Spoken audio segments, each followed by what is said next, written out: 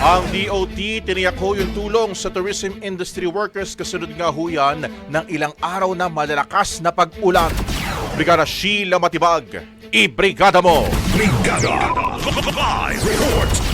Magbibigay ng assistance ang Department of Tourism o DOT sa libo-libong mga manggagawa sa industriya ng turismo na lubos na naapektuhan ng malawakang pagbaha kasunod ng mga naranasang bagyo sa nakalipas na mga araw.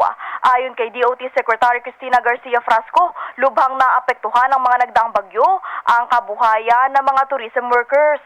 Hindi lang umano ito nagreresulta sa kawalan ng kita dahil naapektuhan din lalo na ang seguridad para sa kanilang mga pamilya. Dahil dito, nakikipagtulungan ng ahensya sa Department of Social Welfare and Development o DSWD para sa pagtukoy at pamamahagi ng assistance sa mga tourism workers.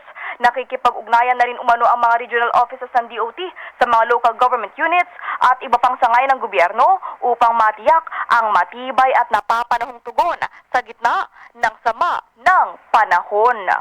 In the heart of changing lives, ako, si Brigada Sheila Matibag ng 105.1 Brigada News FM Manila, the Music and News Authority. Brigada Balita Nationwide. Ang bahaging ito ay hatid sa atin ng Guard C Plus with Zinc Capsule. Always protektado ang kalusugan.